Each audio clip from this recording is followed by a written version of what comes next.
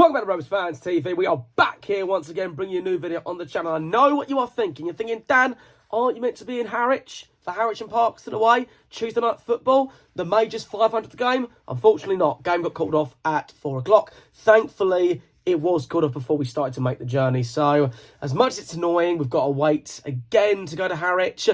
At least it didn't get called off when we got there. But instead of that, it's that time of the month again. And no, it's not time for you to take the bins out because your missus got enough on their plate. No, it's time for the Rovers Roundup of January. Let's get into the video, guys. Now, of course, before I start talking about wonderful Wakering, I've got to talk about the ESL news, what's been going on throughout the Essex Senior League, the highs, the lows, the laughs, the cries, the funnies, the absolute belters. It's always right here. I picked 3 things to talk about, and this is what I'm going with this month. So, number 1, Woodford Town manager Shane Baptiste departs, not from being sacked. He was doing actually a really good job there, but he chose to step away for personal reasons. Now, I'm sure a lot of people, including myself, will respect Shane for that decision. I think he's a great guy. Will he come back into football? I think the world will be crying out for him to come back into football. And whoever gets him will be a lucky team, that's no doubt. But Rob Gammons has taken charge of Woodford Town. Though he's had a shaky start, I don't think Woodford could be counted out of the playoffs just yet. I think they will go on a run towards the late February. Throughout the rest of the season, they'll finish probably about 4th in the playoffs, and they'll have a chance of going up, hopefully alongside Gt Wakering Rovers. Secondly, Holbridge seem to be on a rampage, just like Wakering. They are undefeated throughout January. They've beaten some tough teams, including Woodford Town, Basildon United, West Essex, and they seem to be picking up points. Now, do I think that they will make the playoffs this year? No, but they're definitely trying to go out with a bang and make a good statement. And if that group of players and that manager stick together next season, Holbridge can make a good statement to go up. Last but definitely not least, we've got to talk about Benfleet. They exited the FA Vars after losing 2-0. Yes, of course, they were the final Essex Senior League side to be in the competition, but I'm certain that the opposition probably rocked up and saw the pitch and just thought, let's get this done quickly. 1-0, 2-0, park the bus and get out of the swamp before they sink and leave the host to cry in their own mud. Now, I do wonder if Billy Purdy is still screaming out yes, like he did at the end of the Wakering fixture.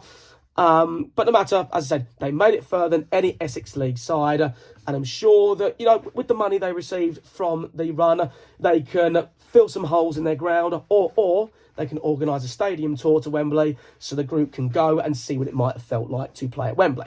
That is the news from the Essex Senior League side of things. That's done now. I'm sure y'all know what you want to talk about. Let's get into the Wakering stuff, shall we?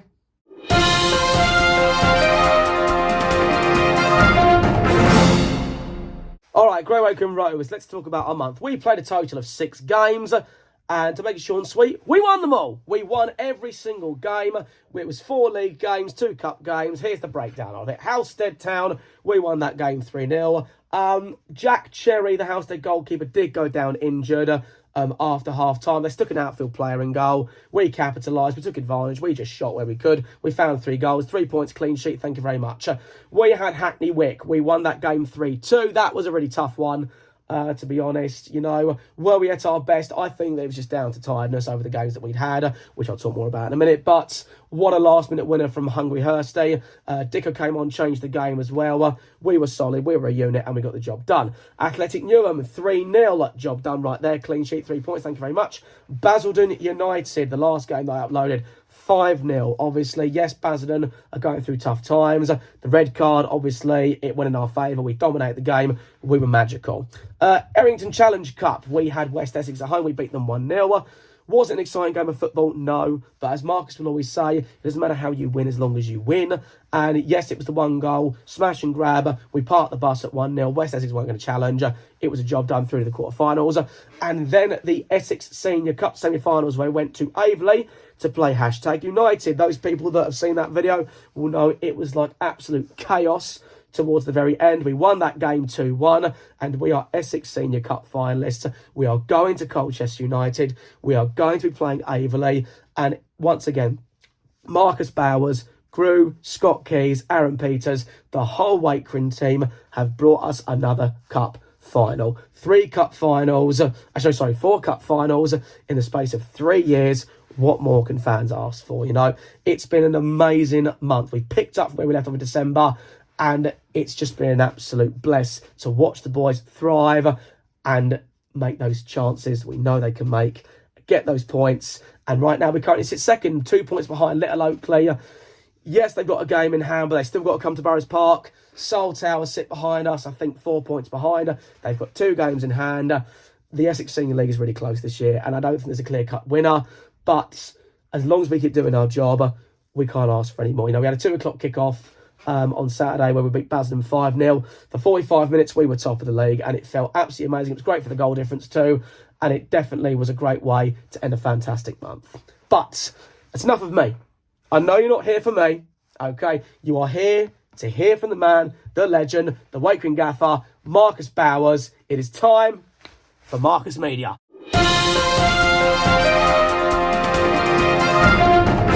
Okay, if you don't know what Marcus Media is by now, I'll explain it to you for one last time. I've asked Marcus Bowers a range of questions based on stats, form, players, and he has replied to me, and I'm going to feed back to you exactly what he has said. Number 1, January stats show 6 games, 6 wins. How proud are you of the lads for delivering a perfect January? 6 wins and progressing to the next round of the League Cup and the final Essex Senior Cup is a huge achievement for me personally, the club, and for the players. It's the biggest local cup final that you can get into. It's been a real team effort to get where we are. We've kept 3 clean sheets out of the 6, as well as where we conceded only to Hashtag and Hackney Wick. And we as a team openly said that the Hackney Wick game looked like a tired performance. Even though we won and we knew we had a couple of big games before that, it was a game where we needed fresh legs like Hursty and Dicko coming off the bench and changing the game for the good. We've always said that the starting 11 won't win us the league or the cup, but in fact, it will be a real squad effort, and everyone has come together to do that. Create a fully good month and 6 wins out of 6 to back up what we've done in December. It's been a real pleasing couple of months for us. Yeah, there's nothing really to complain about. Doesn't matter how you win as long as you win, as Marcus said to me a couple of months back. For me, there's been nothing to really strongly critique. Never say die Wakering, as it started with the May and Baker game back in August. I had a feeling that when we played Hackney Wick, it was going to be a tough game. Tough ground to go to. Obviously, it's Whittam's ground, home of Mr. James Beardwell. But, you know, when you get a lot of teams that play on that pitch, the conditions are going to be a little bit difficult. Hackney Wick, I call them the dark horses of the league. Their fans are amazing. So loyal and great support, never stop singing. But the fact is that we needed to improve our away form, and we did that, you know. The Hashtag game, absolute scenes, but I will get back into more of that because I did speak to Marcus about this exactly. But it's been a perfect month. We have taken maximum points, maximum progression, maximum happiness from the fans. What more is there to say on that one? Thank you very much, Marcus. And thank you very much, lads on the team as well, because it's those guys that wear the team on their sleeve constantly, and they're the ones on that pitch battling to make us happy, make our Saturdays and Tuesdays amazing, and keep making the memories we've got. So thank you very much.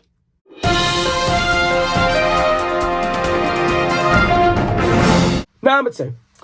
The 3-2 away win at Hackney Wick was a tough test. How important was that win for the squad's belief?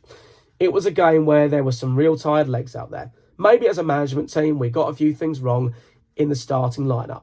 We should have gone with a bit more freshness, but then you take the freshness away from the bench, so there's a flip side to it. It was a really pleasing performance, and to see people coming off the bench and doing what we've asked them to do. When people come off the bench, we ask them to make an impact.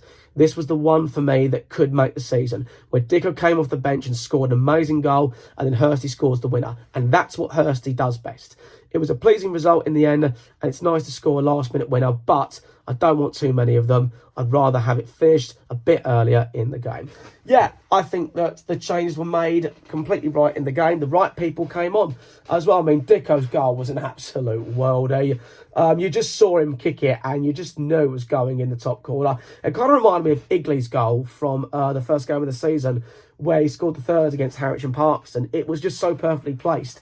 And I think that when we got it to 2-2, though the fans went wild, the players immediately got the ball, went back to the halfway line, and started again. And we just dominated the possession. We had the passion. Searchy's free kick was top notch. It smashed the crossbar. But then again, Hungry Hursty was there to put it in the back of the net, and we take all 3 points on that one. It just shows, you can't ever count Great Wakering Rovers out of any game at any time, at any point of the season, because we're going to keep fighting. The fans are going to keep singing. Lou's going to keep banging his drum. And the players, they play for so much pride with that badge. And it just goes to show that you've got to fight for not just 90 minutes. You've got to play for 100 minutes. You've got to play for 120 minutes if you want to try and get something past Wakering and to secure a result. And that's not a discredit to Hackney Wick. They're a great team, and I still think they'll finish the top half of the table. But I think on the day, look, we've had situations where goals have gone against us, and that game, a goal went for us. And when you get them, they feel amazing. When you concede them, they feel awful. So it's a catch-22 situation, but we got the win, 3 points, and it added to our perfect month.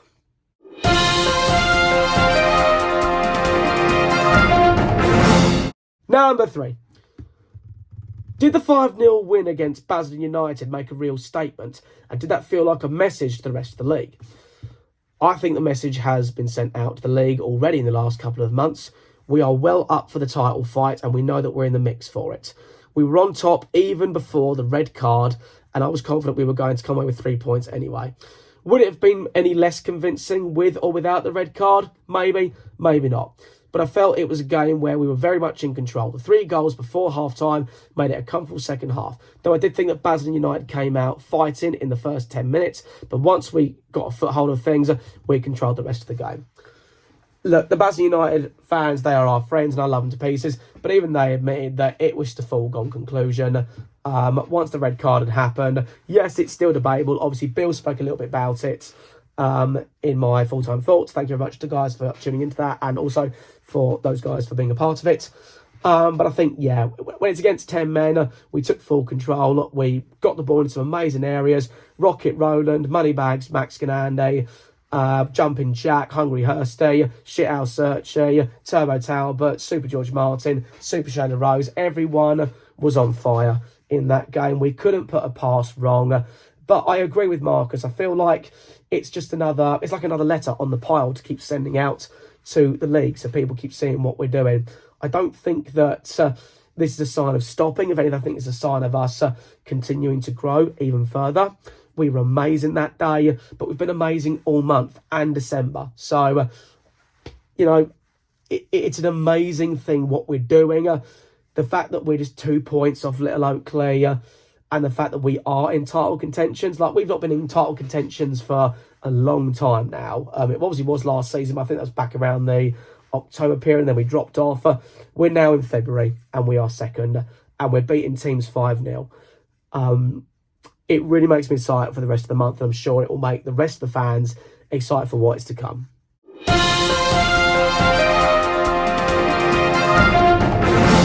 Number 4. Reaching the Essex Senior Cup final is a huge achievement. What did the 2-1 win against # mean to you personally? The cup final is huge. As the stats say, we are the first Essex Senior League side to make it to the final in nearly 50 years, and it's massive. It's massive for me personally and for the club. The players have truly earned it. I thought we were brilliant against #. I watched the highlights back a few times, and to be honest, I don't think they did this justice with all parties. I thought we were really in the game, and I never felt we were under pressure during the game once. Yes, # knocked the ball around a fair bit, and we got into a really nice shape at certain times. But we done really well. And if I was a neutral at that game, I wouldn't have thought that it was a step 3 side playing a step 5 side. I would have said that it was pretty even, and we matched them step for step. Yes, they have some different qualities that we might not have, but you can't match our work rate and our desire on the night, and we were full worthy of that 2-1 win and a place in the final. Even the # manager congratulated us, and I felt he was class on that night, and he conducted himself with a positive feedback that he gave us, and it was really nice to hear from him. Go back to, it must have been August or September, 5-1 down at half-time to May and Baker, first round. Lou had packed his drum up. A lot of fans were on the point of what's the point. They still stayed, of course, but I remember doing those half-time thoughts on my own, And for the first time, I was speechless. And all I said was, never say die, Wakering. Let's regroup, come out stronger. And we won that game 6-5. And I think that the hashtag win will always stem back to that. Yes, we've beaten sides like Takeley, Haybridge, Chelsea City. But it's all led up to that moment. To go from 5-1 down to then be in the cup final, and it be at one of the biggest grounds, or in my opinion, the biggest ground in Essex, you just can't take that moment away from anyone. And we were phenomenal on that night. So we've got cup final to prepare for, and, it's going to be a night to remember, regardless of the result. But I'll say it again, never say die, Wakering. We're in every single game until that final whistle is blown. I think that's, everyone will do well to remember that.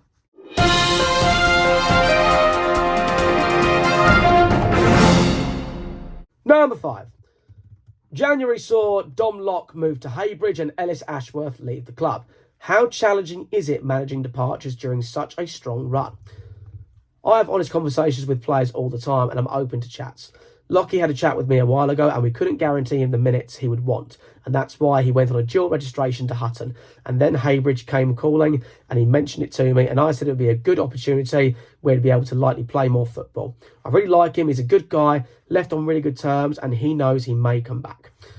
Ellis wanted a bit more than we could offer him. He wanted a guaranteed minutes, and we couldn't provide that, so we decided to move on. Unfortunately, and as a squad, we're strong, and it's tough to get into the starting 11. If people aren't willing to be patient, then it's not going to work. But the squad we have now is on board and how we are working. And when players that are not starting games get their opportunities, it's down to them to grab it. A product of this is Jack Dickinson. He wasn't playing as of late. He came back from injury. He came back for a game and he was excellent. And he's earned his spot back in the lineup. However, this doesn't mean that he's going to start every single game. We may need to mix things up and freshen things up. But he's a prime example of what we have been asking for over the last month.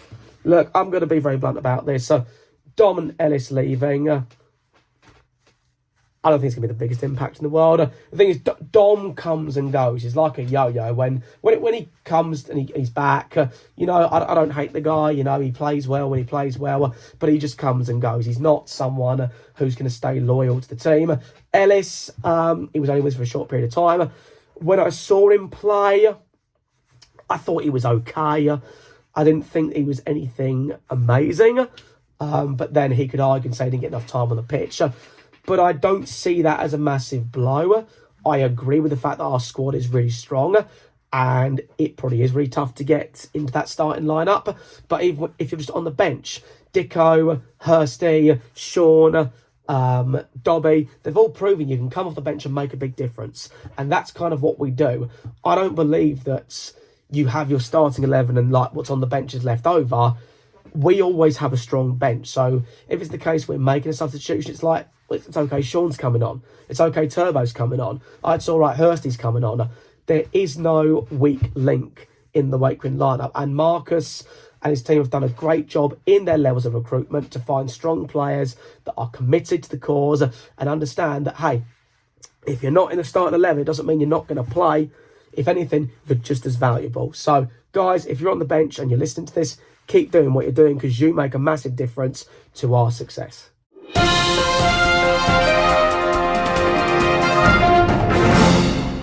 Number six. To sit second in the league table, just 2 points behind Little Oakley, how do you manage the pressure at this stage of the season? Seems crazy to say that we are sitting behind Little Oakley if you go back a couple of months, but it is a full credit to everyone who has stuck together. Even when we were sitting in 10th back in November, they still believed we could get right back in the mix, and fair play to them. I think some boys have really stepped up and it's filtered around the group.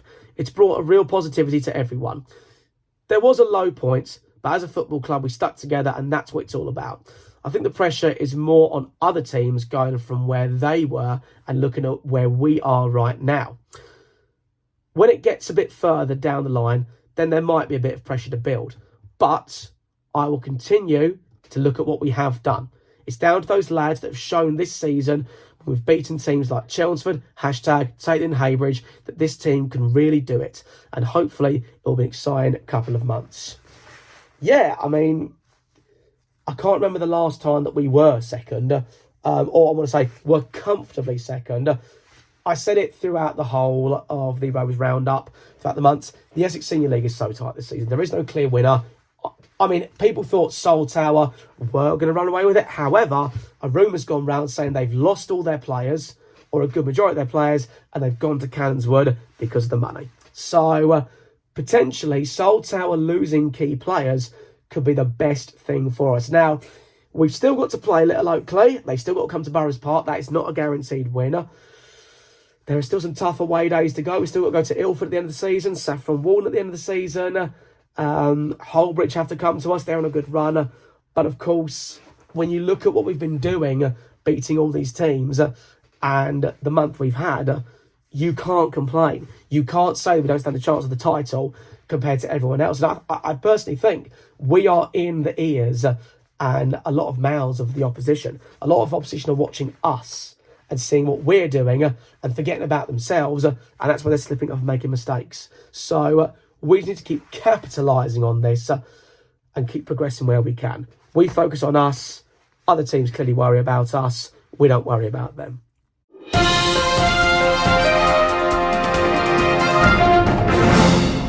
Number 7.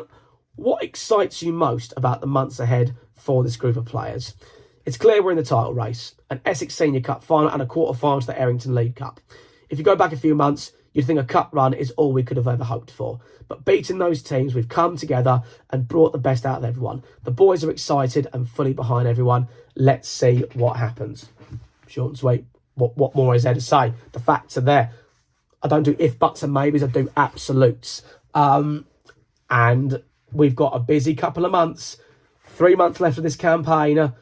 Potentially going into May if we make it to another Errington Cup final. But we're not going to think about that at all. We're taking it game by game, step by step, pass by pass, goal by goal. And as long as the fans keep supporting this, keep going to the games, Lou keeps banging his drum, people keep singing. I mean, like, you can hear my voice right now. I am clearly still recovering from going mental on Saturday to that 5-0 victory over Basel United. So it clearly shows people are not only just seeing us from afar, they're watching us up close. We've got fans from other clubs that come to watch us play and really hope the best for us. So let's keep taking it by storm and do what we do best.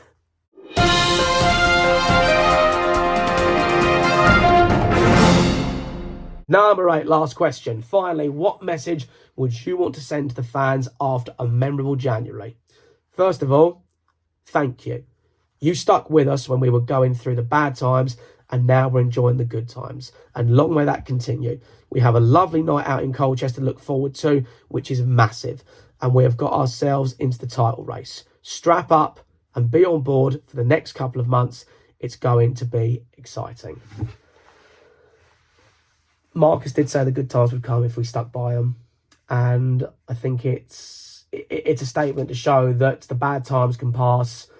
And you've got to be there for those bad times, because if you're there for the bad times, the good times feel just amazing. I remember interviewing Marcus after the # game, and, me and Lou were literally buzzing. Marcus was absolutely thrilled with it. But of course, I know he tries to keep his composure because he's not focusing on the destination. He's looking at the journey that he's taking this team on with his staff.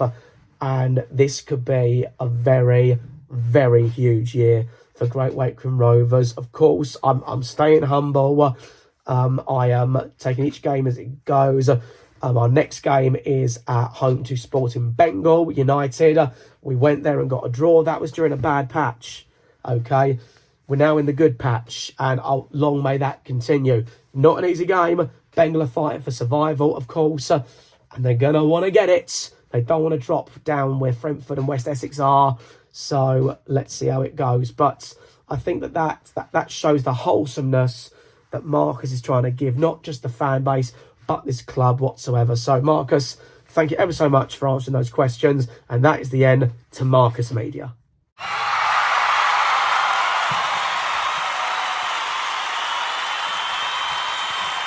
So yeah, that's a wrap for this month's edition of Rovers Roundup January. I hope you've enjoyed it. Look, we've had an amazing January. I cannot complain about everything. Everyone's been fantastic. That's the bottom line. We are a team, and everyone has worked like one, like a full-on unit. And all I can say is cover the same thing again next month, please. Or sorry, this month. Have it this month of February. This February's games, we are looking at all league campaigns. We have got, well, we didn't play Harris tonight due to it rained off. We're at home to Bengal on Saturday. The week after, away to Romford. I won't be at that game due to a holiday. So Lou and Finn will be in charge of filming that one. Then after that, we host Buckhurst Hill. Hopefully Biggsy's coming down, but I don't know. If he does, we'll get him on the channel if he wants to speak. And then we are away to the Swamp on the last game of February. Will it be played? I don't know. They've had 3 games called off in a row. Hopefully the league will do something about it, because all those backlog games will just get too much, and to be frank, it'll be embarrassing. So hopefully we will play.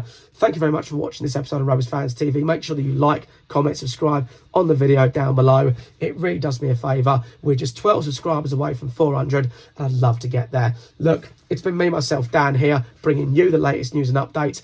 As I always say at the end of every single video, come on you Rovers!